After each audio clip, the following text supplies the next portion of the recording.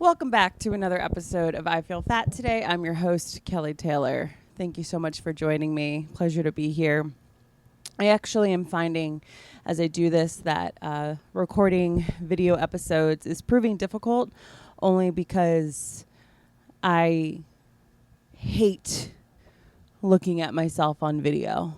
But I do think it elevates the podcast, so here we are. That's what we're doing. So please subscribe to the YouTube channel. I Feel Fat Today on YouTube, or it's I Feel Fat Today podcast on YouTube. You'll see the logo or my face indicating that that's where you should be subscribing.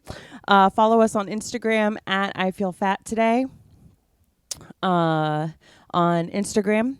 And you can follow me on Instagram at Hello This Is Kelly and me on TikTok at Modern Goth Girl.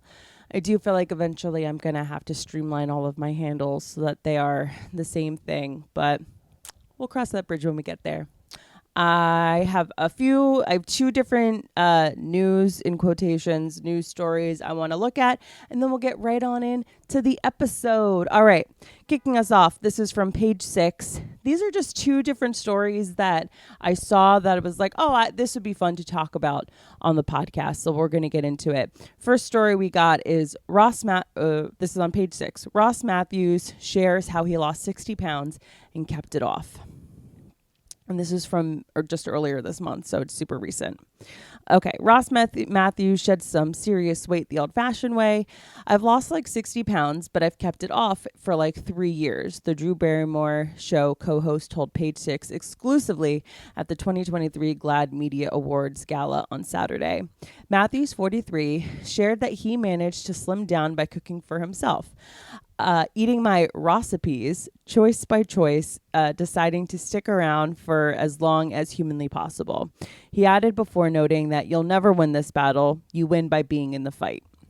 That's the worst part of dieting, man. Like, that's why diets don't work, because it's like you got to stick to it. And then that's why they're not sustainable, and you end up gaining the weight back. Okay. The RuPaul's Drag Race judge also clarified that he did not take any popular weight loss drugs like Ozempic, which many Real Housewives and celebrities are currently on. I didn't take anything to lose it, he said, but no judgment to anyone who did. He added, my choices are just like yummy, good, healthy food. I call them my recipes, and I cook every day. Now, that exact portion of this little article is exactly why I wanted to read this on the opening of the podcast. What really sucks now about anybody, but I guess more specifically celebrities, is that now anytime you lose weight or you look really skinny, people are just going to say it's Ozempic. And I'm not of the belief that, it's cheating or whatever that people want to say using Ozempic is. But I do think that sucks, because there is, I think, a value judgment societally that is put on people that utilize things like Ozempic and other like injection type of weight loss aids. And so I thought it was... now you're going to see that more and more, where people, especially celebrities, will be making the point to say that they did not use Ozempic, and it's going to be a lot of speculation on as to if they did or did not. Okay, moving on. One food group that Matthews dumped was pizza. See, I could never. I broke up with pizza, and then I fell in love with my life, my husband, and we just take really good care of each other, he said. Matthews married Wellington Garcia in May 2022 in front of guests, including flower girl Drew Barrymore. Can't she just be a guest? Why does she have to be a flower girl? Anyways, I love Drew. So, the former Tonight Show with Jay Leno intern met the education leader during a 2020 vacation to Mexico, weeks before the COVID-19 pandemic shut the world down. Matthews, who was based in Los Angeles, and Garcia, a New York City resident, dated long distance for months. Matthews proposed not long after moving in the Big Apple. Matthew proposed not long after moving to the Big Apple for Barrymore's show, and has said that the host 1948 fast-tracked their romance. If it weren't for my relationship with Drew, I don't know that Welly and I would be getting married already, he told Page Six ahead of the wedding. It might take some time. It might take some more time to figure out the logistics of it all. One of the name drop author's favorite things to do is explore the city with Garcia. You walk a lot here, he exclaimed to us on Saturday, noting that he does not need to go to the gym to keep the weight off. I love when my husband and I get off of work and we just walk and explore, and you never really know what you're going to find, he explained. We don't really make reservations. It's like, what place are we going to pop into? And it helps that we eat at 5:30. You can always get in. So that was a cute little article. And there were two things I wanted to touch on here. One of them being him talking about living in New York, and you walk a lot here. And for me personally, that's one of the reasons why I love living in New York. I think it keeps me limber. I think it keeps me mobile. And if you're somebody that lives in a 5-story walk up, like, to me, that's your gym. Like, that's almost like an amenity of your building is a gym because it's a 5-floor walk up. I'm not saying this is what Ross deals with. I'm sure he has a doorman and an elevator and whatever, but you know what I'm saying. You know what I'm saying. Then the other thing I wanted to touch on in here is when he said that he had to dump pizza. He broke up with pizza and fell in love with his life, his husband, and taking really good care of each other. And part of me feels sad when I read that, because it's like, pizza is so awesome. Pizza is so great. And then it's almost like he had to choose. It sounds like he had to choose between like loving pizza or like having like a healthy life. And I don't think that that's quite the case. I think if anything, the author of this article like kind of laid that out in a bit of a shady way. But anyways, I think that when he said he broke up with pizza, like, I definitely see a situation where it's like, do you go out and like make yourself feel better and be healthier and like experience your emotions, or do you binge pizza, you know? And so I think that's what Ross was trying to say. I still just could never imagine a life in which I never have a slice of pizza. Like, but then again, I probably will never lose the weight that I want to lose because of that. So I don't know. So that was the one article that I wanted to talk about. Ross Matthews, he lost a bunch of weight and kept it off, and good for him. Okay. Other article, it's super short. We'll get through this quick. This is also from within the last month, from Page Six. And I just thought it was interesting that I wanted to quickly go through because I think part of the basis of this podcast in talking about like how we feel about ourselves and body neutrality, it's good to see all different angles of how a person feels about themselves. So having said that, this article from Page Six, Megan Fox says she has never loved her body. Megan Fox is still struggling to love her body. I have body dysmorphia. I don't ever see myself the way other people see me, the Transformer star 36 told Sports Illustrated during an interview for the Glossy's 2023 swimsuit edition. There's never a point in my life where I loved my body ever, she noted, before adding that she is on a never-ending journey to love herself. I just want to stop right there. She's talking about being body dysmorphic as she's interviewing with Sports Illustrated because she's going to be on the cover of the swimsuit edition. Like, there's a lot of cognitive dissonance happening there. Like, you're hot enough to be on the cover of Sports Illustrated. You're Megan Fox. Like, to the year 2006, like, I think that was when Jennifer's Body came out. Whatever year that movie came out, I just remember people being like obsessed with this bitch, and she's so fucking hot. So anyways, she's never loved her body. Fox, who has 3 kids with ex-husband Brian Austin Green, also admitted that she's always been critical of her image and had awareness and obsession with her body even as a child. There's so many pictures in this article, so it's taking me forever to scroll. However, she clarified that her upbringing isn't the cause of this obsession. It definitely wasn't environmental because I grew up in a very religious environment where bodies weren't even acknowledged, the actress explained. This isn't the first time Fox talked about her body insecurities. In a 2021 joint interview with I almost said Megyn Kelly. With Machine Gun Kelly, she admitted to having a lot of deep insecurities. I want to backtrack really quickly when she said it definitely wasn't environmental because I grew up in a very religious environment where bodies weren't even acknowledged. And I don't know. I would have to ask a doctor or a psychiatrist or someone in that field. But growing up in an environment where bodies aren't even acknowledged, I don't know. We're in bodies. What do you mean they're not acknowledged? I didn't quite understand that. Do you feel me? Okay, moving on.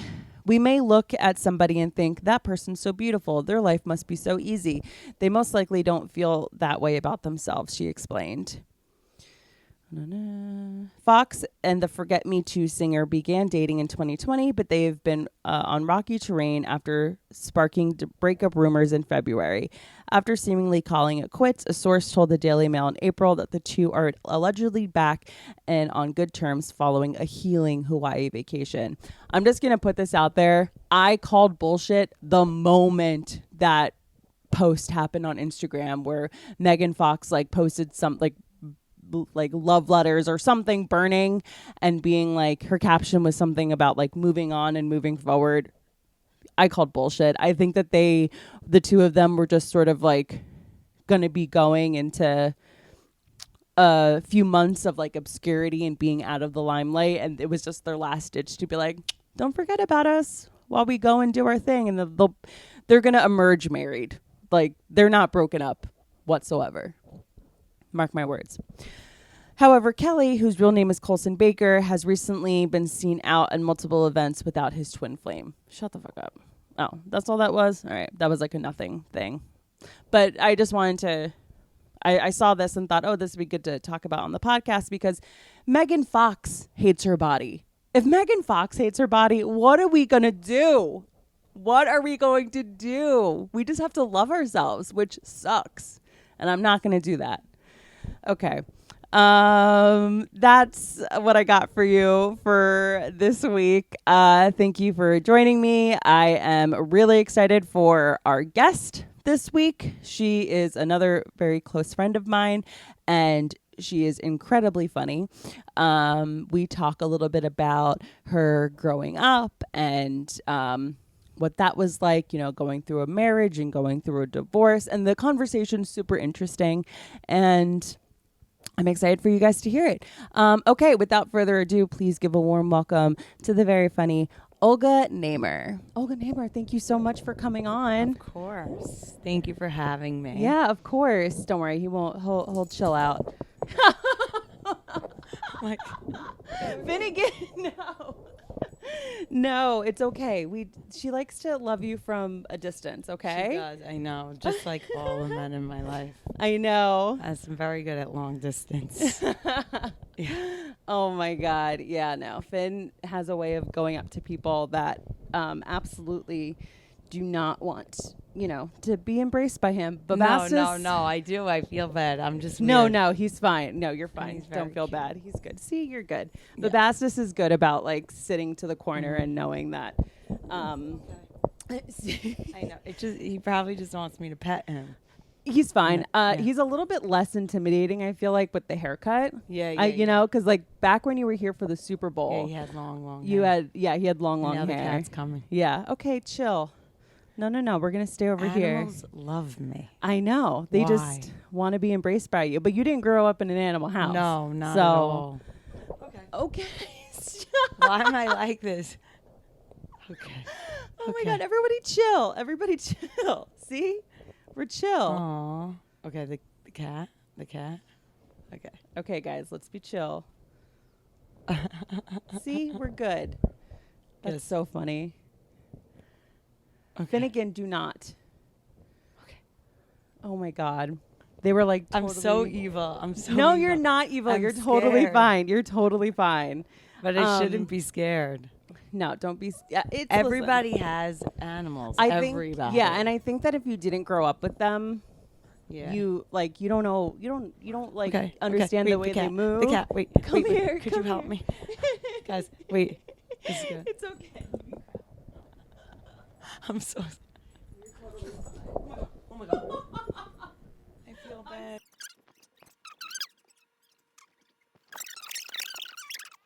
That's it. Oh my gosh, I'm so sorry. No, don't be sorry. I'm sorry that I'm not more chill. No, you're good. I think that's like a funny place for us to start. So Why am I scared of cats and dogs? no. You grew up in Brooklyn. Yeah. And like We had cats in the backyard. right. It was like they were like the technically strays, like Yes. they were outside cats. Yeah, and they used to scream sometimes. Yeah. But they, my mom used to like maybe because everyone in my family we're all scared of them. Right. I think because my mom used to make me yell at them when we were like to Right. get off the lawn. So Yeah. maybe put like a thing. And like if But- you're not used to them, they do move weird. It's more like they surprise you at him, but he's more chill. Yeah. Like they'll come out of nowhere. Yeah, I'm he's- used to his presence, and like if he's hiding in the closet and I'm like Yeah. rearranging my closet and he comes out, like he spooks me. So Isn't that because they're like, "What? Where'd you come from?" I know, and Yeah. like sometimes like just with the way they move, it's kind of reminiscent of like rodents. Mhm. So it's like Oh, really? yeah, I've noticed like if he like jumps out of the closet, like for a split second, I feel like there's a possum in my house or No something. way. Yeah, but just for a second. 'Cause I'm very like what's weird? I'm so scared of like mice and like all that, but I'm not scared of cockroaches. Really? No, I think. Okay. Chill. We're good. Okay. Come here. Oh, I wish Joe was here because then he could be in the other room because he's like the kind. Oh my God, you're being ridiculous right now. He's the kind of dog where Yeah. if I put him in the other room and close the door, he No, would just he be like does. crying and Aw. like devastated. No, don't do that. Oh my God, no, he's fine. Okay, yes. Yeah. So back when when you were last here with Yeah. the animals, it was at the Super Bowl. Yes. I had people over for the Super Bowl, and it's so funny. I wanted to bring this up on the podcast. Okay. So I had a whole bunch of food here, and I Mhm. try to be like mindful of people's dietary stuff. Okay. And for you, like I know the snacks that you like. I know you like olives, you like hearts Yeah. of palms, you like seaweed salad or not seaweed Seaweed salad, snacks. seaweed snacks. Yeah. And so in Okay. getting All right. stuff, Can I pet it? yeah, you'll be Yeah. good. See, you're doing great. Okay. Now we could chill. Yes, we're Okay. good. Okay. So, Okay. all right. See, we're good. Okay. Okay. You guys are friends now. Yeah, we're always friends. We're gonna be BFFs, by the way. We're good. Okay. Yeah, that's Very like nice. Finn's mission is to make sure everyone's his best friend. Aw. He's like a people pleaser. Oh Okay. yeah, he's definitely more of like a human animal than a other animal. Like Okay. he'd sooner fight with a dog than he would with a human. I have like I mean, I think I don't know. Anyway, yeah. I was like gonna be like, I don't know why they love me so much. No, because like my friend, whenever I'm like, whenever I sleep over, like if I slept by my friend Courtney's house, her dog randomly sleeps in my room Yeah. on my bed. And Yeah. then also I slept one time by Esther Koo's house in Florida. I don't know if you know her. She's Yeah, yeah. skinny. And her dog slept on my bed too. But why?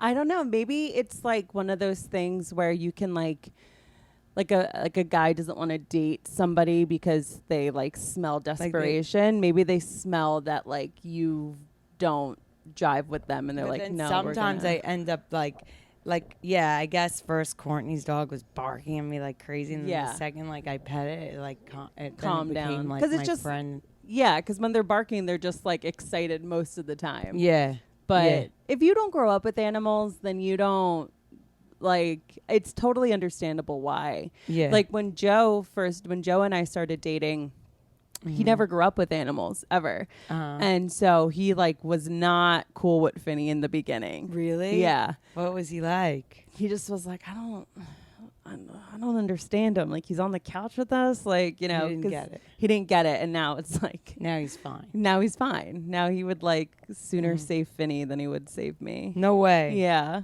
Oh, that's nice. Yeah, yes. Yeah. Yeah. I would save Finny before I save Joe. So No, really? Totally. What? Finny's been my day one from the beginning. I've known Finny longer. How long? I've had Finny for 6 or 7 years. Wow. Yeah, he's my bud. Wow. He's only ever known this apartment.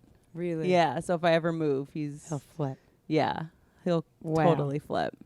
That's So crazy. you Yeah, grew so- up in a Jewish community in Yes. Brooklyn. So was it like commonplace for most of like your associates, your friends, your neighbors to not have animals? Huh. Yeah, I mean, I don't well, one friend had a dog and I was like, it's weird because I always wanted a dog. That's all I Really? wanted. Yeah, it was a dog and my mom would never let ever. But then later on, I guess I don't know. Sometimes I don't know. But yeah, no one had. Just one friend. That's so funny. Michelle Mizrahi. She had a golden retriever. That would be Okay. the dog. And but it would jump up and eat all the food Oh no. all the time. Yeah. But yeah, I wanted one so badly and then after, no, never. Yeah, Yeah. totally. But it's not like I mean, I'm not so scared of dogs. I'm more scared of cats. Yeah, cats move in a weird way. I get that. That I've never been like right now. It's crazy that I'm in the same room as a cat. You should have seen me like 10 years ago. This would not be the case. My sisters, like they avoid cities that have cats. Really? Yeah. Like they like she doesn't want to go to Greece. There's a lot of cats. Like it's like a What happens when they go to Israel? There's cats yeah, everywhere. They get so scared. Really? Yeah. Oh my Yeah, gosh, yeah. that's so funny. But I think maybe I don't know why it's a thing, but I did hear on a podcast. I think it was Joe Rogan's podcast where he said the reason why humans are scared of cats is from back in the day with the leopards and That makes like sense. it's a ingrained thing. Yeah, they're that- predators. So Yeah, so it's like a similar fear.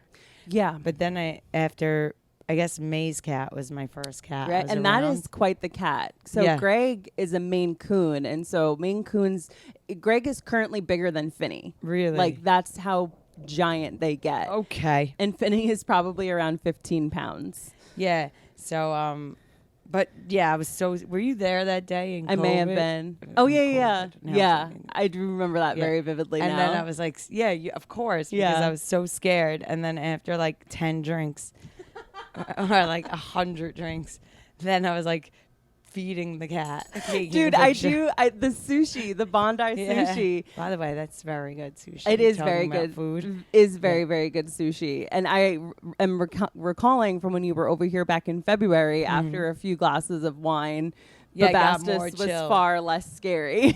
Yeah. May is a little skittish around dogs herself. She is? Yeah. Why? She's great with Okay. cats, but she's a little skittish. But like when Finny was doing this, when she was over, she was like, "What's I'm like- happening?" I'm like- oh no, you're so uncomfortable. No, I'm fine. She doesn't. She gets weird. She gets a little weird. He just is like rubbing his neck against you, like he was doing this little coughing thing, like Uh-oh, what that. happened? And she was like, "Is he gonna throw up?" Is he okay? He's totally fine. Okay. He's just a menace. He's Okay. totally fine. Yeah. This dog has like put me through the ringer of Really? yeah. He used to have seizures. No way. It was horrible. Yeah. Now he's Whoa. good. Knock on wood. Why did he have seizures? I don't know. I don't know what it could have been. It was a period of time where he would have them like every few months, and I don't know if maybe like I was Okay. now It's because I'm- he wants to turn and bite my hand and stuff, right? no, he doesn't want to Oh, bite okay. you. No, I think like right here is like one of his spots where he like loves to be scratched. So I think he was like rubbing against your leg. Oh, to try to- itchy. Got it. Yeah, That makes sense. I think he also has allergies too. no. Yeah, I know the kid's a mess. Oh, He's a mess. okay. Yeah. Cool. There you go. We're chill. We're so Okay. chill. So now I feel like we're not talking about the thing at all. It's okay. It's There's my fault. like a ton of tangents that, Oh. like in the episodes that I've recorded, we've gone in so many different directions. So it's just par for the course. But we got time. So in the community that you grew up in, did you guys do like Friday night Shabbos dinner? Yes. So you would go to like other families, or they would come to you, or you would stay with your family? Mostly my family, because it's like, and then only maybe special Friday nights. Okay. And then like if we lived next door to my grandma in the summer, so we used to sometimes do it together. And then my also, yeah, basically that, because our families got bigger. Like my family's 6 kids. Yeah. So if if I invited my cousins, that's already like so 5. many people. If my mother, it's Right. like 20 something people, Right. Yeah.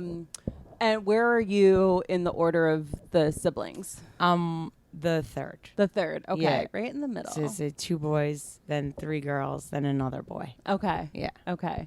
Uh-huh. I would have thought that you were one of the younger siblings. Really? Yeah. No, I'm the oldest girl, which is rough. It is rough. I've noticed with your family, and it's not specific to you. It's I like just fam, right? Yeah, I've noticed with your family, because I'm somebody that like my parents are just sort of like, if one of our kids has a grandkid, we'll be happy. But like with your family, it seems like they're very concerned about you. Yeah. Having a husband and a kid and all that stuff, even though they already have.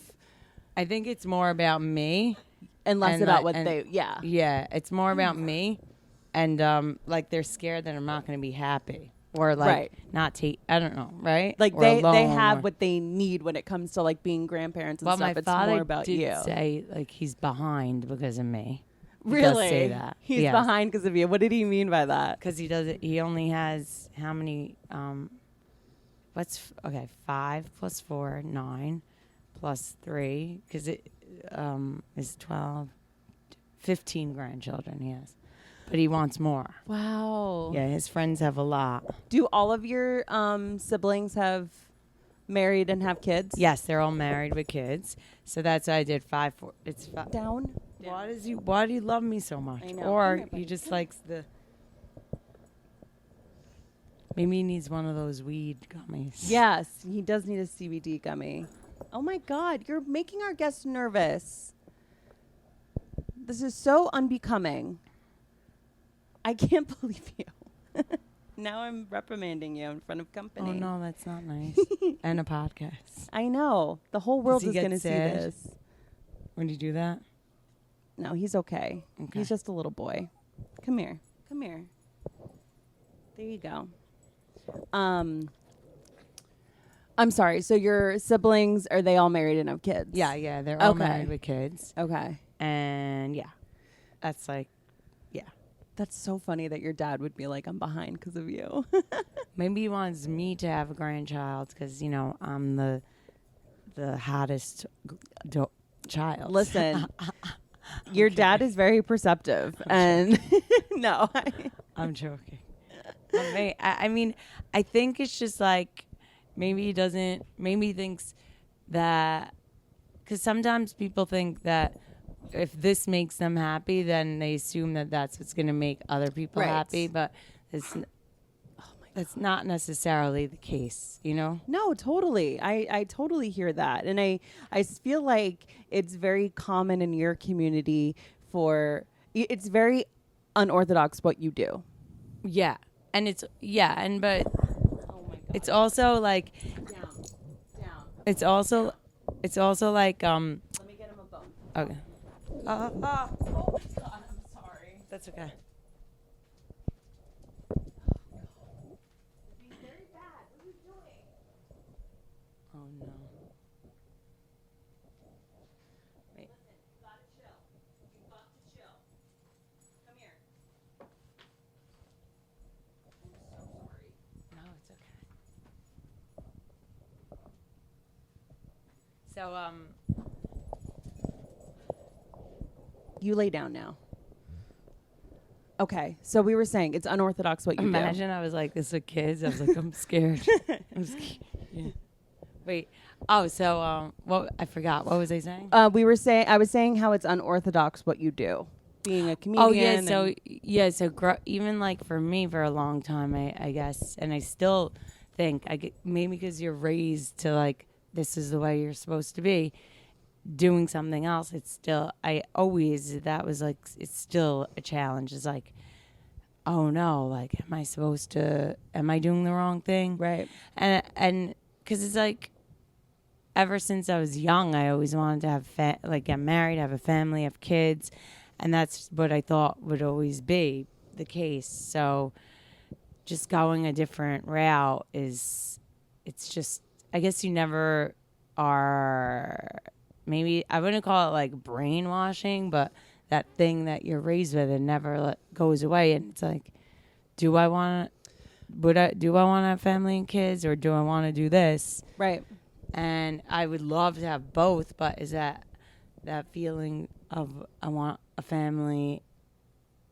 Well, everyone wants a family, but do I want to get married and have kids? It is like, is that, I don't know how to explain it. Like, is that feeling always there because that's what I was raised with every day? Right. Like, is that your like uneasiness around animals? Is it like only what you've known?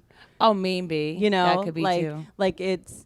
Yeah. It, like what you said, it's not brainwashing, but it's all you've ever known. So it's like, do I want this thing because that's sort of all I've ever known as like what the goal is, or like what equates to happiness. Right.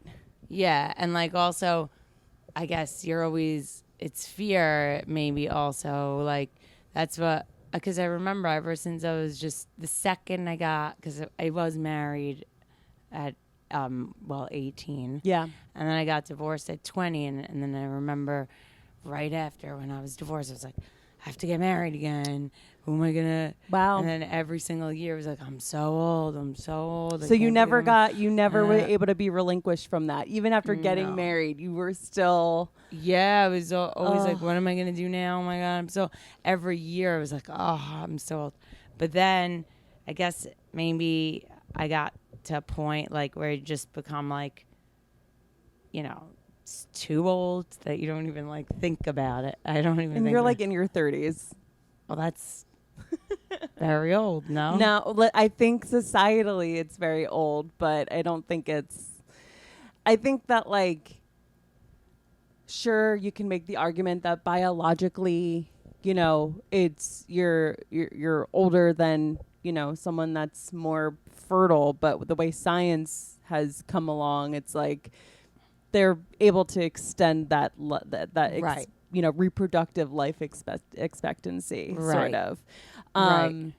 But I find that very interesting that you got married, got divorced, and then still through your 20s had to live with that or deal with that, like, I got to find someone. Because some people, and maybe this is what you would think now that you're older, but, and I would probably have thought similar to you when I was in my 20s of like, I got to get a husband. When now, if that were to be me in the case, I'd be like, been there, done that. I don't want to deal with that. Having a husband, I guess it was just always like, wasn't like I was raised to really do anything else, I guess. Yeah.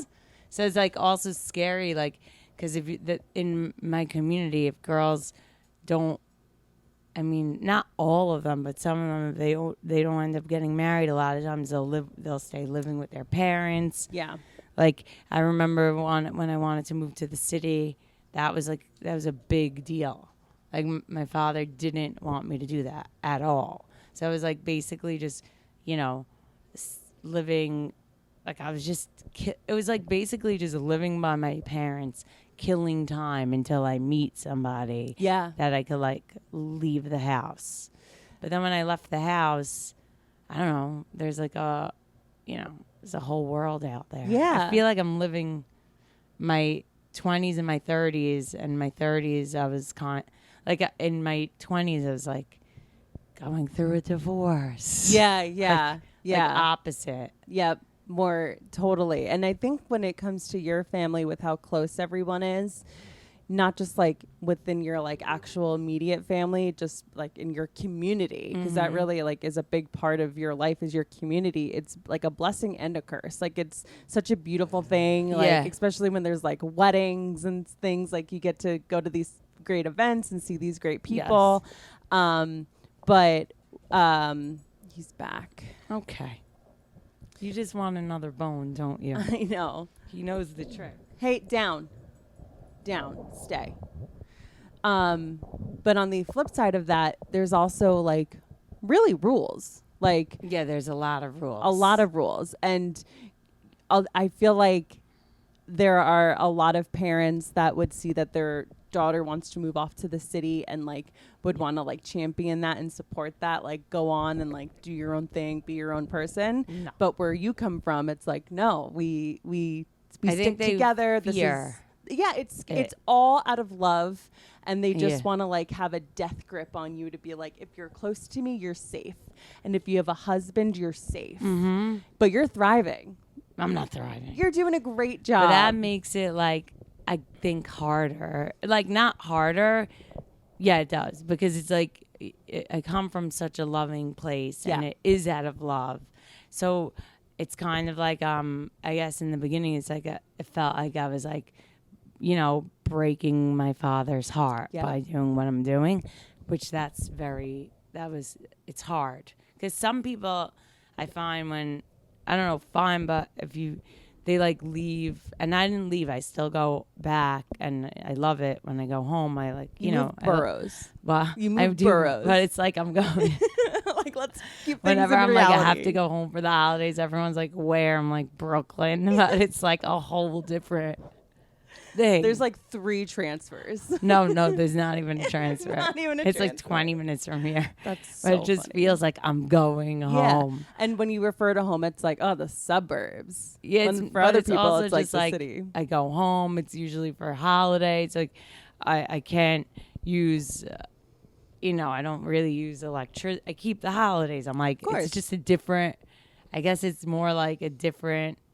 Maybe I'm going home like a different. What is it? Like a mindset? Not a mindset. I don't know what I would call it. Like a different life. Like a different. Oh yeah, no, totally. So I'm going right. So it's like, but I don't know what were we talking about right before that? I forget. We were just. Oh yeah, it's hard. Yeah, sorry. So I think it's harder when because the shows, like if you see shows like religious shows, or they like totally, like when they leave they just deny their right. I don't like, they just go to extreme, and then it's hard when it's not hard, but it's like it's not like I'm rejecting that. It's like I just want both. Right? Yeah. And it's just, I guess it's easier to rebel out of anger and hate, but when you're just, and I'm not even rebelling, but when you do something different, and it's not out of any anger, it's just because I would just want to live a different way. You're just not embracing tradition every waking moment of your life. Yeah, but it's really, it made it very hard. Yeah. And like that in and of itself is like, you have to have a lot of courage to do that. Like, cause I can't relate when it comes to, how I would say strict maybe your family is, but maybe strict isn't even the right word, because they let you live your life. They just give you a lot of grief. I mean, in the beginning they didn't. Yeah, in the beginning it was like I got disowned a lot. And then I think it transferred a little bit. Actually, it was this last summer when my parents went to the Chosen Comedy Festival. I brought them there because they didn't even like comedy, but they do like free things. And Donnie sold it. That's one way to get parents on board. Let's go to this and free thing. And they live right in New York. Right. And I was like, it's all Jews and Jewish comics. And I was like, you should come. And it was a very, very, very Jewish event. And Modi and Ilan Gold were there. Oh, my God. Like, and so, but they came up to my parents, and other people in that Jewish world were just telling them how much, whatever, they were just saying nice things about me. And then my dad was like, okay, I guess, like, then he got a little bit, like, less. Yeah, more lenient. Not lenient, but more, like my mom said on the way home, he was like, I guess maybe she has to do this a little bit. But before that, like, even didn't matter. Like, I was like opening for Chelsea Handler. And my dad's like, is she married? I was like, Yeah, no. like that's like, the like concern. That. Yeah, like, oh, like, great that you're going to be around, like, someone. Right. And, like, just anything, not listening to whatever. And then, like, this past weekend, which is funny, but because I was touring with Howie Mandel, and Howie called my dad, and he was just telling him how much, like, he likes me and whatever, like, all nice things. And then my dad was like, well, I just want her to get married, like that. It was funny, but it was, like, still, like, it was good because it was obvious that I wasn't lying about what my father. This is why I am the way that I am. Yeah. This is my dad right here. Exactly. Like, and, like, and he's like, if you ever seen her, I'll fly you down to come see her Friday, Saturday. He's like, I can. He's like, it's Shabbat. That's what. And then Howie was like, Joseph, you think I don't know that I'm a Jew too? But I would never want my dad to see my act. No way. That would be. Ugh. He would, like, immediately revoke I guess you should be doing this. No. I just more like I would not be able. Totally. Even though it was like jokes, it's like some people in my community, when they're there, I get very embarrassed. I would imagine. Because for strangers, I'm not really realizing what I'm saying, and I'm like, I'm joking, and I'm just saying things. But when it's like people that I'm like, you know, like a parent or people that know me from my family, like, it's like, then I like, am I actually saying those words? It's embarrassing. Like, why would I ever think to say something like that? They really get you second guessing yourself, and I don't mean you. I'm relating to that very much. Yeah, it's like, ooh, I don't want them to think I do that or know that about me. Totally, or think that, like, I really think this. Not that you don't stand behind the jokes that we tell, but a lot of it is hyperbole, and a lot of it is like, I'm exaggerating a situation here, and this is not gospel, but because you're saying it, I may misconstrue it if I'm like an audience member. And that's that knows also insane, because it's like, it is crazy, because even I do a lot, like, I say blowjob jokes or like that, and it's like, not like I'm so not a whore. I'm like the opposite of a whore. What did I say? Was it you or Bryn that I was like, you're such a virgin? I think when we were at QC Spa. Okay. Was it me? I think I was like, Olga, you're such a virgin. I am. I'm like the biggest, like, not whore ever. But in my mind, I guess, because where I was raised, totally, I feel like the biggest whore. Totally. Just because you're merely speaking. That, or of the even just illicit having, like, you know, if hooking up with someone who's not your husband, it's like you're a whore.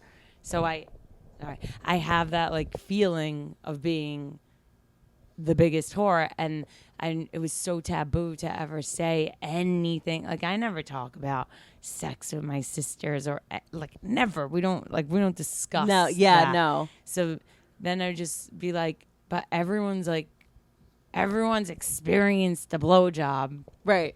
So I guess that's why, well, I mean, everybody. I think everybody. Yeah. Right? Even, I did one time a joke, like, even lesbians, that's how they know they hated it. Right? Yeah. So it's like, but yeah, everyone. So to be like, but it's like, you know, so I was like. So what was sex education like for you in school? Did you go to, like, a public school, or did you go to a Jewish school? No, I went to yeshiva, and it was just to never, ever. Never. You know, I grew up. Until you get married. I grew up Catholic, and there are so many similarities. Yeah. Like, we didn't get a Catholic. We didn't get a sex education. It was like abstinence until you're married. And then that's when you learned about, like, the actual biology, or like the anatomy of what happens, of, like, you know, men have sperm, women have eggs. So did you at least get that? Yeah, we had biology, but yes, I think so. pretty sure. Everything, even with that we learned was in the context of God. Like God made this happen. I probably, but also the other thing is like, yes, I think it was the yeshiva, but I think it's more of the shame of the community. Like, there was one girl, I guess, she, like, if she would give, if anyone was, like, loose or gave a blowjob, it's like, then you'd never get married. She's a fast girl. And fast. It was more of, like, fast, you know? Yeah. Like, then you'll never get married if you do that. It's like that. It was more like that. And so, and it wasn't even something that like, oh, this girl in our town, like we as like, you know, high schoolers, middle schoolers, were the ones talking about it. Like the adults knew about this girl as well. Oh, in my community? Yeah, in your community. It would be like, even if, okay, I'll tell you, even if her mother was a whore, if there was a girl and the mother was a whore, I don't like her mother. It's like it stays like generations. Yeah, totally. You know? It's like a scarlet letter for generations. And you can't like, even smoking, like girls everything. can't You can't step like, out of line. You can't do anything. Yeah. Or I maybe felt like that extra, but it's all to get towards like, you want to just make sure you get married. Yes, totally. Yeah. That's the most important thing. So much emphasis on that. So it's crazy, right? Or is it normal? I think that it's funny because there are so many striking similarities between you growing up in a Jewish community and me growing up in a Catholic community. Like I very much relate to, you know, if you are a whore, you're not going to get married. And I don't know necessarily if like there was so much emphasis on like, you got to get married, you got to get married, you got to have a family, you got to have kids. You can't leave the nest until that happens. Mm-hmm. I definitely have friends who have come from families like that. My family was not at all like that because I think much like with Judaism, but especially in Catholicism, there's a lot of secular stuff happening with that. Yeah. But like with the general consensus or feeling being like, don't be a whore and do what once you get married, you can do what you want, essentially. Yes. With your husband. With your husband. Yeah. Yeah, that's what's so crazy. Like, when I was married, I was allowed to drink because I was with my husband. But before you were married. Well, before you were married, you were I'm saying when I got divorced, it was like I wasn't allowed to drink. It's like I'm a grown woman. Well, I'm still not like now. It's like, oh, but my father would always give looks like, can't, like. That's so funny. But I mean, crazy. Men could drink. Of course, men can do whatever they want. Yeah, I mean, people would say, I don't want to like say it in extremes. This is just my experience. Yeah, of course. But it's like, I do. Like my brother was allowed to move to the city. Mm-hmm. I wasn't allowed to move to the city. He could rent, like, if guys have sex, it's fine. If girls have sex, it's a character flaw. Bad. Yep. And it's, like, really, ugh. Yeah. But I guess that's the world. And, well, this just goes, it is a microcosm of the world. You're so right. Yeah. Like, 100% guys can do what they want, and girls are far more judged for these things. Totally. And I'm curious, just because we touched on it, how does your community, let's say, feel about abortion? Oh, I don't even think it's not really like a thing when that thing, it wasn't anything to discuss because having wouldn't happen. Sex before marriage is not. Just wasn't a thing that would happen. And once you're married, it's like, let's have all the kids. Yeah. Totally. Yeah. So it's not even something. They would never, if you're married, they would, you would never. No. Yeah. No. Interesting. Yeah. I didn't even think, it's not like it was never a topic that I would, it was, it doesn't, everyone was freaking out, obviously. Yeah. But for me, I guess it was never just like, wow, it's crazy. I didn't even like have that. Yeah. It wasn't even. Yeah. So I said that basically. Okay. Yeah.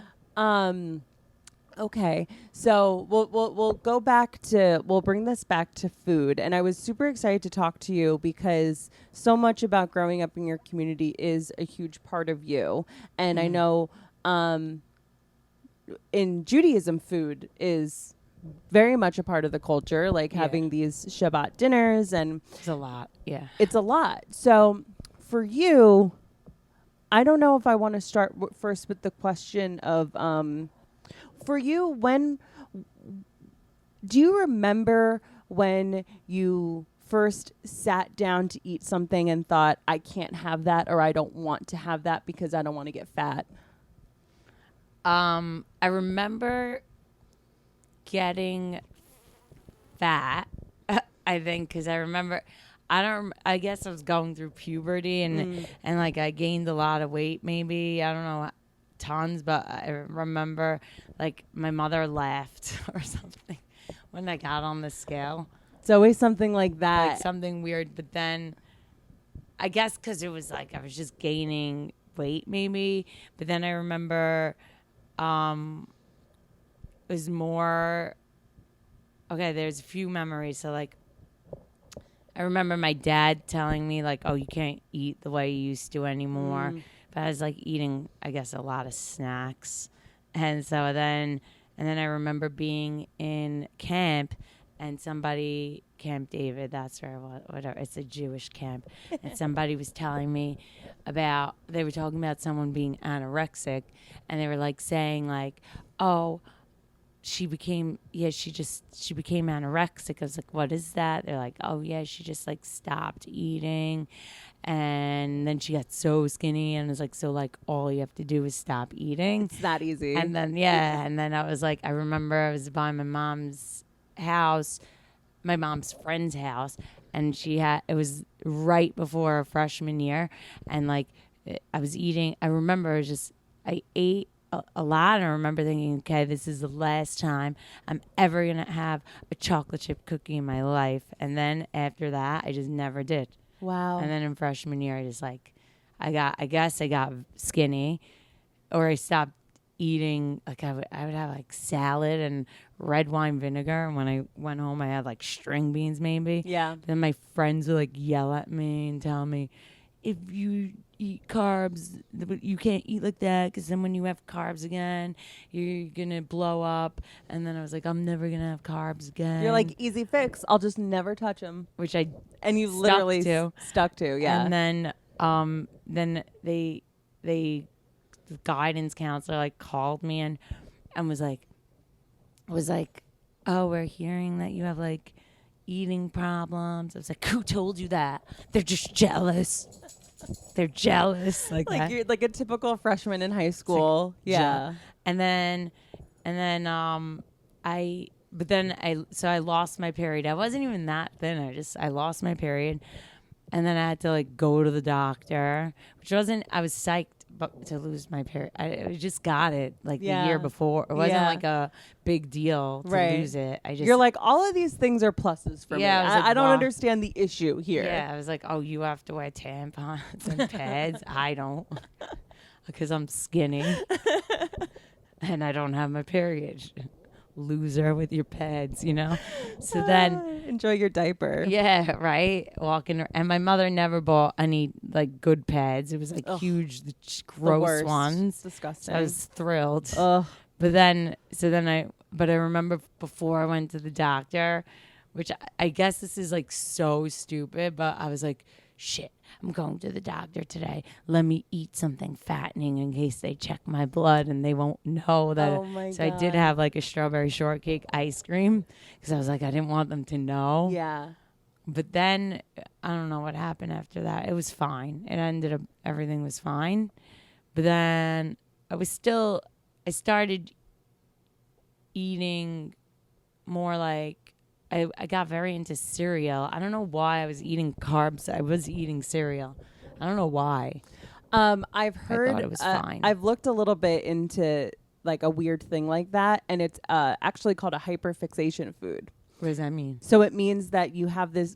Are you eating at the time cereal? Like that's no. I think I transferred. No. I wasn't doing that. I transferred from like that to just eating everything. I just needed it to be fat free. Fat free. That was so like, I didn't care right. about like if it was like Total's fat free, Special Case fat free, Yeah. ice cream's Crunch. fat free. Yeah. I was very fat free. That's all I cared about was the fat free. Right.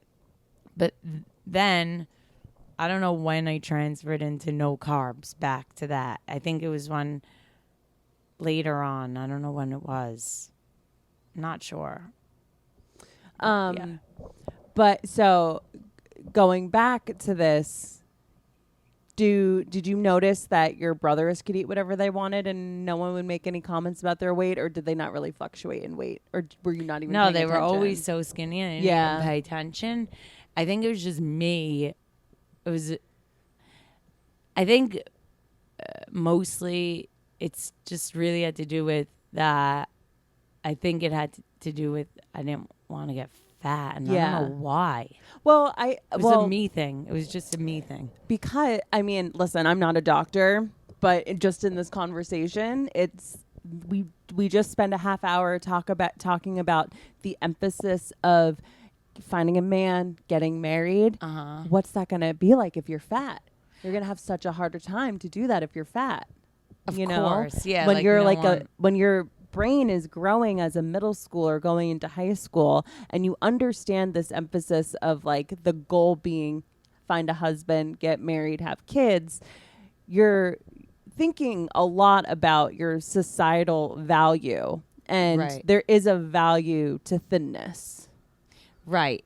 And but it was strange because I don't know, I can't remember what I was eating in sophomore, maybe, because I think in sophomore and junior year I was eating cereal and that stuff, and I would eat, but I think when I was dating my ex-husband, for some reason, like, and it wasn't on purpose or anything, but I remember there was a wedding dress. I had a wedding dress, and in the 6 months before, like, we were gonna have to take it out a little, like, whatever. And then all of a sudden, like, it was like big on me by the time I got married. Right. And then when I was married, I for some reason got so thin. I was just so skinny.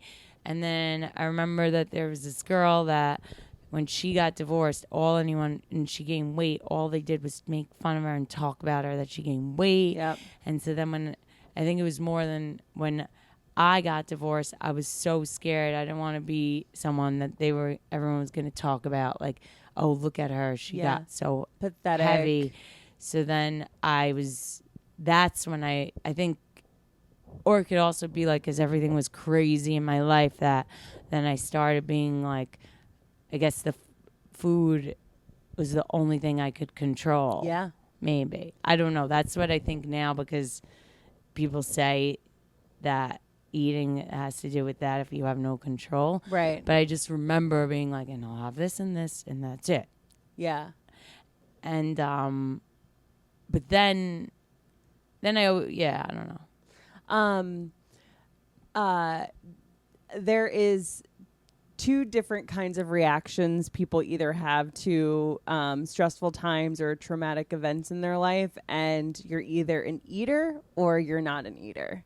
And so it's like someone like that woman you were talking about that got divorced and gained weight, like maybe she processed that by eating, and like that was her outlet. And for you, you were like, I'm going to be very specific and restrictive in what I'm eating so that I have control over this and I don't gain weight. Yeah, and I think I was. I always obviously wanted to always be thin, so the skinnier the better for me. Yeah. So but it's weird because I think when I was being like that controlling, I probably was heavier than when I was married. But I do find whenever I have a boyfriend or whatever, I always end up losing weight because food, I don't know, it's like it shouldn't be secondary to me, but if I'm having fun and I'm like out, I don't need food. Right. I don't know why. Yeah, you don't think about it. Not at all. Rather, I prefer not to eat. Right. Because I just, like, even before I go on stage, I don't want to feel full. I like yeah, to before not. going on stage, I totally get. But when you get off stage and you're in the green room and you're done with your shows, like, then I'll eat. is that when it's like, let's eat? But sometimes, yes, I'll eat if it's good food. But if it's not, I could wait until however long until I eat something. Yeah, normal. you will never. I've noticed with you, you will never eat something that you are not crazy about. Yeah, no, not ever. Like, except when I was on tour with May, but it wasn't. I didn't have a choice. Eating on the road is to go so to hard. Applebee's, yeah, and they had, and it was just like, because like that's the thing, like they had broccoli with butter in it. It's like, why do you have to put butter in your broccoli? You can't get anything like, from Applebee's. But I ate it. It was fine, but it's just like, it'd be so much better if there wasn't butter in this broccoli. And like, why can't you order it without the butter? You can't. So that got me more grossed out because I asked, I was like, could I get it without the butter? And they're like, it's pre-made. And that's like, ew. Yeah, it's like, now I know too much about this. It's just too much. I like clean, healthy food. Yeah. I don't want freaking butter in my food. Yeah. Your diet can pretty much be categorized by vegan. Well, I'll have dairy. Like, I'll have milk. Okay. Of course. Not of course. Of course. Like, what are you talking about? That's not an of course. But I'll have fat-free milk. Yeah. See, like, if they put 2%, that would annoy the shit Yeah, out of because me. you like your skim. I was like, why am I having 2%? I guess I still have those, like, that. And then sometimes, and then I'll have spicy mayo with sushi. Right. Vegetable sushi. And no rice. When was the last time, like, were you in middle school when you were like, no meat? No. The meat was, okay, it started when I was, maybe even when I was married, I had a little meat because, and because they would be like, you have to have some meat. Like, everyone was you have to have meat, you have to have meat. Like, and I was like, why? So like, I didn't, it sounds like I never liked meat. Yeah. Like, I enjoy good vegetables and stuff. Yeah. So it's just like, towards the end of my meat, whatever, it was always like, all right, I'll just have it because they're being annoying. Yeah. But I didn't like it. Who's they? Like your husband and your family? Maybe a lot also is more like, are they going to judge me if I don't eat meat? Yeah. Like everything. It's like, they're going to judge me if I eat too much. They're going to judge me if I eat too little. Like, it's just constant. And I don't know why people care. Yeah. Why do you care about what I'm doing? That's the thing. It's like, why do I, I had a friend, like, that's what's so crazy. Okay. So then when I got divorced, I stopped eating lunch. Because they always went for lunch. Mostly because probably I couldn't afford to eat lunch. Right. Because they'd go to very expensive places, and now I was divorced. Right. But also, I didn't want to get fat like that. So it was like tandem. Yeah. So then, because when I was married, that was the thing. We'd go for lunch. But then, and then after I'd get dinner like that. But it was like small lunches, and it was like, I don't know, like if I spent $100-something on lunch, it wasn't like a big deal, I guess. Right.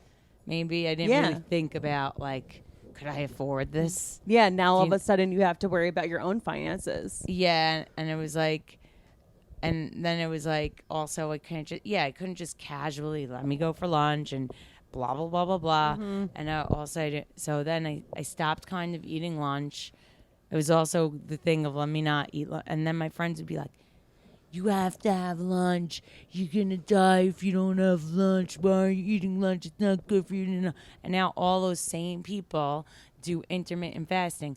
All of a sudden, intermittent fasting is a thing. Yep. And all those same people yell at me, you're not eating meat? How come you're not? Now they're not eating meat. Yep. Like, maybe I was just like onto something from 100 years ago. You were just ahead of your time. I'm very ahead of my time. Well, you were just You were, I don't know if And what you seaweed were. snacks, I was the first. Oh, you were. I have to tell you. But like this, I'm talking about like 12 years ago. No, totally. There are. I don't know if I don't want anybody to listen to this podcast or watch this podcast and think that we are giving health advice. We are 100% not. I don't know if what you're telling me that you've done in the past or that you do now is good or bad for you. But what I can tell you is that everything you are describing is literally current day diet fads that you literally were just doing however many years ago. Yeah, and people were yelling at you, saying, and because everyone thinks they know everything, but we're all just being manipulated by, I hate to sound like this, but we're kind of all just being manipulated by diet culture. It's and crazy. You just, I mean, whether it's good, bad, or indifferent, you were just like, this is what I'm doing. Like, and everybody's telling me that I need to be doing something else. Yeah, and they're like, "Do you have enough iron?" I take my blood. They said it's off the charts. It is. It's like we've pristine. never seen blood like this before. This is the best blood I've Really? ever seen. For real? Damn, you take your supplements? No. You're just eat existing. vegetables. You do. You eat vegetables. Yeah. You do. I eat, and I kind of now. So I used to do the thing where I have like strict, like, oh, I only eat this time. No, whatever. Right. Now, like, it did get less. Like, I eat when I'm hungry, which I think that's what Novel you're supposed idea. to do. Novel idea. Eat when you're like, hungry. Not like, oh my God, it's 1:00. Shit, Yeah. lunchtime. I'm like I'll just eat whenever I'm hungry. It doesn't matter what time. Totally. Which I don't know if that's good or bad, but That is intuitive eating. That's what that is. You just are listening to your body. I'm again with another thing. Yeah, honestly. Yeah, but you really are just listening to your body. And it sounds like that, not unlike other people, your emotions are definitely tied to your diet and your food, like what you were saying with when you're dating a guy, you find that you lose weight, things like that. Yeah, for sure. But I love that you brought up, like, why do these people care about what I'm doing? Because that's kind of how I feel about the way people talk about other people's bodies in general. Like, I kind of notice when it comes to, like, dudes, like, real bro-y guys, like, seem to have, like, very, very severe opinions on, like, other people's bodies. Like, are you really worried about Lizzo? Or, like, why are you commenting on this? Yeah, like, there's a lot of, I mean, I guess you kind of have to go looking for it, and everything's an echo chamber on the internet. But they get mad at her. They get mad at her, and it's like, why do you care what she's doing? Maybe because they do say that, and I don't really, like, agree with this, but remember when they're like, they just want women to be small, so they take up less space in the world, and they give control. And if everyone's like Lizzo, there'll be no room for the men. Right, right. I mean... They'll just, like, maybe they want to feel bigger than their woman. Yeah, maybe? no, totally. Yeah, there's like total credence to that. Okay, relax. We were having such a nice time, and you're kind of messing up the vibe. Okay, why don't you go lay down? Why don't you go lay down? Go lay down. Go lay down. He's probably hungry. You just ate 2 bones. I know. Now I'm judging your dog. What are you doing? If you eat like that, you're gonna gain weight. We're body shaming the dog. I know. I think for health, for health, it's important. For health, it's important, 100%. Okay. Oh my God, Finn. Come here. Come here. She doesn't want you all over her. Okay, stay right here. But yeah. What were we saying? Lizzo. Oh yeah, Lizzo. I only brought her up because I see the connection between people looking at you in your circle and being very concerned about what you're doing as a thin woman, and then there are people that are very concerned with Lizzo's doing as a fat woman, and it's like, aren't we all just kind of trying to just exist with nobody commenting on what we're doing? I guess, and also it's not like now I don't know because I'm not around it, but just really like growing up, I used to have this friend, so I was like, I guess I was skinny, but then I had a friend that would be like, she's skinny but she doesn't eat. I eat whatever I want, and I'm skinny. Okay, what is so you're telling me I have self-control and I'm thin, and you don't? Like, what is your point? Yeah. Like, and why do you care? Yeah. Why? And also, why are you lying? Because that's probably not true. She likes to. That person like to eat so much, and I'm so. That's like her thing. Yeah. She gets to eat whatever she wants. Oh. That's her. Okay, so you have a really good metabolism, and we're all very happy for you. Right. Like, okay. Right. And it's like, but yeah, it's like, I don't know if I'm not like that because I'm so self-centered and involved that I don't really look at what people eat. Yeah. But I just, it is always so weird to me when people look at what people, it's so weird. Yeah. It's weird. Also with drinking. Yeah, with drinking too. People commenting on. But I don't know if that's a lot in my head. Like, I get worried if I'm drinking, if people look at me and like shit, like certain people, are they judging me that I'm drinking? But that could be more from my father having a huge judgment about it, but maybe like nobody cares. Right. But maybe I judge myself. It's probably a few of those things. But it's like in certain situations, like if I'm in front of like somebody in comedy, like if a headliner and they're not drinking, I'd be embarrassed to ask for a drink. Right. Then I'm like, oh shit, are they going to think I'm not professional? Do you know what I mean? I totally hear what you're saying about that. And I do think that there's like time and place. Like, it's like there's a difference between like having one drink and then getting drunk and then getting on stage and not doing your job. But like, let's say you have like one drink before. Right. Is that bad? I don't know, because I haven't been doing comedy long enough to make that call. I think that if you have a drink and then you have a bad set, then maybe there is like, you could find correlation in that. But if you have a drink and you have a great set, then no one's going to think about the fact that you had a drink beforehand. Like yeah, exactly. Yeah.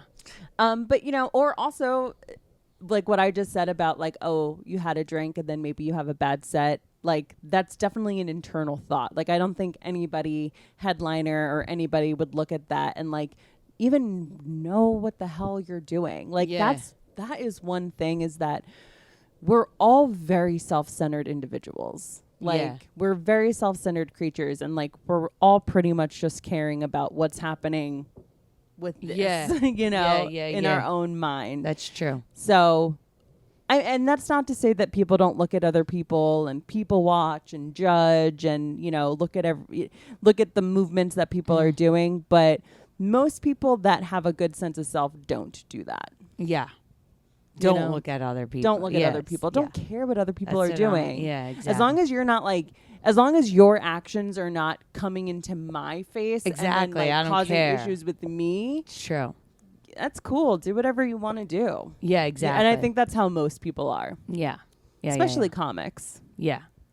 True. We're very self-centered individuals.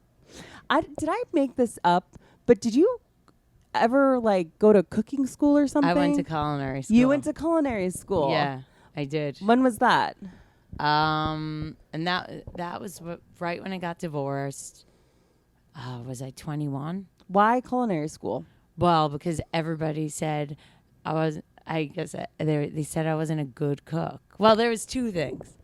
One was the emphasis of being a great chef, like cook in my community, homemaker, and like, I guess they said I wasn't good at it, which that annoyed me. So then I would watch the Food Network all the time. Like, I wanted to be the best. Like, I like to be the best at things. And I always also wanted to be on TV. I felt like I should be doing things.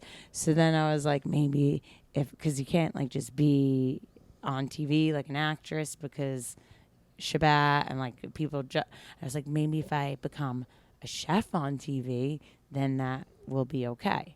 That was like my thought process. So many like mental hoops to jump through. Right. All to be on television. Like, right. I wanted to be TV, I wanted to have a show. But then I remember when I went to culinary school, people thought it was so weird. They're like, "Why are you going? What's wrong? Like, why don't you just be normal? Just going like it was like a judged, like what's wrong with you type." And then after that, like I had people calling me being like, "I want to go to culinary school, but I think people are gonna think I'm weird." And da, da, da. But like now everyone does it. Now it's a cool thing. Yeah. Now everyone is on. Again, girl, you're just ahead of your time. Now people are on TikTok having full careers over what they, make for dinner and stuff that they learned how to cook. I'm always ahead of my time. Always. And I was the first one to get skinny jeans. But then they went out of style. But yeah. Yeah. Now we're. But. So okay. So your motivations for culinary school were television, homemaker. Yeah, I wanted be to the be best. Good. Yeah, I wanted to do it well. Yeah. Yeah. Because when they were like, she can't cook, that was like a rumor they spread. So annoying. So then I was like, well, I'm gonna be great. Yeah. And then I did, but like I didn't like. I love cooking, love it if it's like with, friends and for family, and like it's like a fun activity. Yeah. And stuff like that, but I didn't like the whole being in a kitchen and the whole atmosphere. Like it wasn't. I'm slow when I do things. Like if you're working in the kitchen, you got to be quick, and fast, and Yeah. And I was also, it's in culinary school. We'd be separated in groups of 3, and we get a menu of what we have to make, and all the chefs, they want the meat. Like they're like psyched to work with the meat, and then everyone would like fight, like who's gonna take the salads? I don't want that. And you're like, I was happily. like, I love that. Yeah. Also, a lot of this stuff weren't kosher, so it's like, why am I working with this? Like, Yeah. there's no point. And I didn't have a passion for like the way they were like, oh, do you see? Oh my God, this like the bone marrow. This is the most delicious thing. And you're like, no fucking okay. thanks. Yeah. No. Hard pass. I have no like interest. Are you kosher-ish now or kosher? I'd say I'm kosher by default. Okay. Right? But that's the thing, like, I wonder if I ate everything, if I would. Right. Right? Right. But I think maybe with being kosher, okay, like I used to get miso soup from this poke place, and then I learned that there was pork broth. Oh. And I like freaked out. Oh, yeah. I used to get it all the time. I was like, this is the best miso soup. There's a reason why it's the best miso soup. I know. And I felt like very, guess because we're taught like maybe a little bit like it's dirty like that. So you feel like a little bit like, ugh. Yeah, like icky. Yeah. Totally. Yeah. With just like a touch of guilt. Oof. Yeah.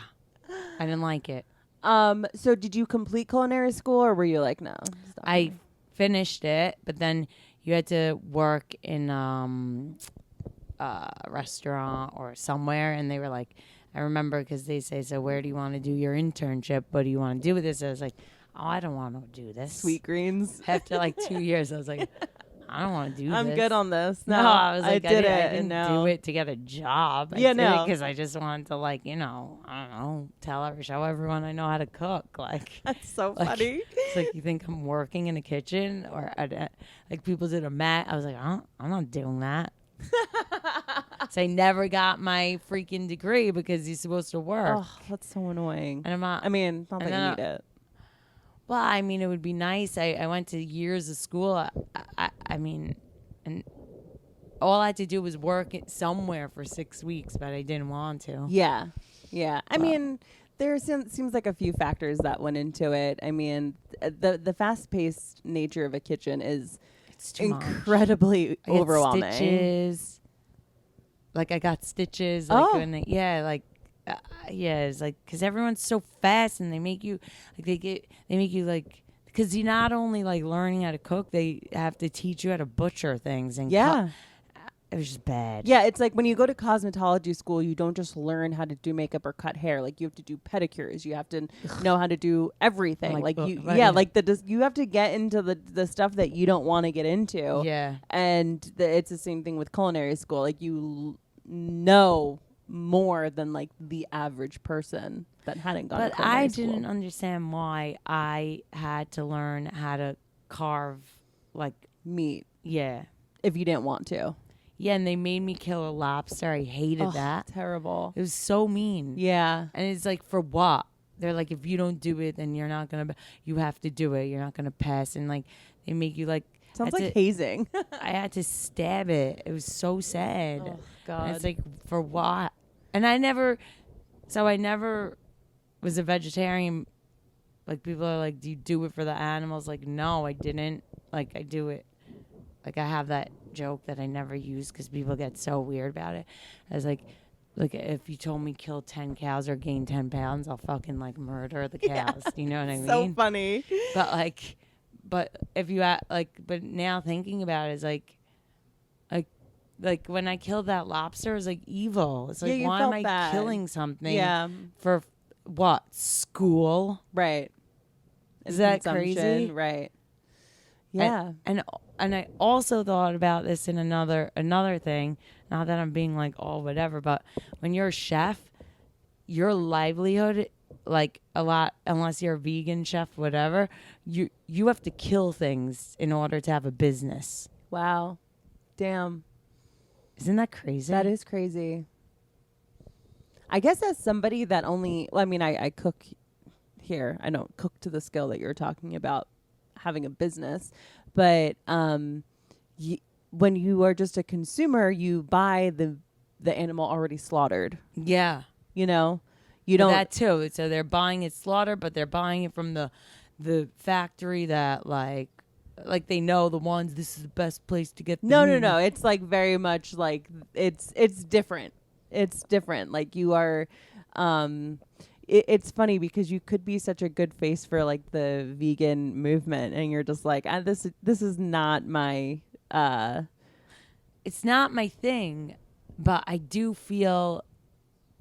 If I think about it, I would feel very bad. So I wonder. Totally. Because a lot of times I do things I really don't know the reason why I do them. Yeah. And I wonder if it's like a subconscious thing of like, even though I love animals, no, but like if it's subconscious Right. of like, I don't know. And also sometimes when you've been out of the game for so long, like if you were to randomly just start eating meat, it would be weird. I think a lot of us stay eating meat because it's what we've done growing up. And so like if you were to stop and then go back to it, you'd almost not like the taste of it anymore.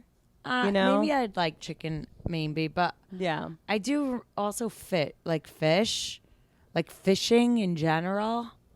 I would feel very bad. Bad about that. Yeah. Right? Totally. I mean, it's like they're flopping. It's sad. Yeah. And I mean, like it is. And for what? Like that fish could have been alive. You could have just ate like a fucking, I don't know, a potato. Tofurkey or something. Potato. Anything. Yeah. You know, I have I'm to being say. all like, I'm not being woke. I'm very. No. I feel I get so sad for things sometimes. I don't think you have some kind of like moral superiority happening. No, not I at don't all. think that that's the case whatsoever. But I like Joe, as of like the past 3 months, has had to eat vegetarian, Mm-hmm. and like I made a bolognese the other night with meatless ground beef. Uh-huh. And it was, not only was it delicious, I was like, because sometimes like It's like the same. honestly, I thought it tasted better. Okay. It didn't taste necessarily like meat, but it had the texture of meat and it was like really tasty. Mm-hmm. And sometimes I do notice myself when I am eating like a meat heavy dish, like I kind of, if I'm too in my head about it, I do kind of feel bad, or I feel really bad if I don't finish it and it just goes in the trash. Oh. That I feel horrendous. And so when I'm making these vegetarian meals for Joe and I do feel mentally better. I do. Like Yeah. I do feel like, oh, I have no guilt attributed to this meal. Wow. And yet, I guess that does come, like, maybe it is, like, maybe, because, like, I don't have guilt having spicy mayo and that has eggs in it, but I think because it's not actually killing something like an abortion. Right. Like and milk, I don't feel guilty, even though they totally. But you don't need to go like all the way on the like. It doesn't need to be one or the other. Yeah. There are people that do feel bad about milk and eggs and spicy honey. mayo and honey.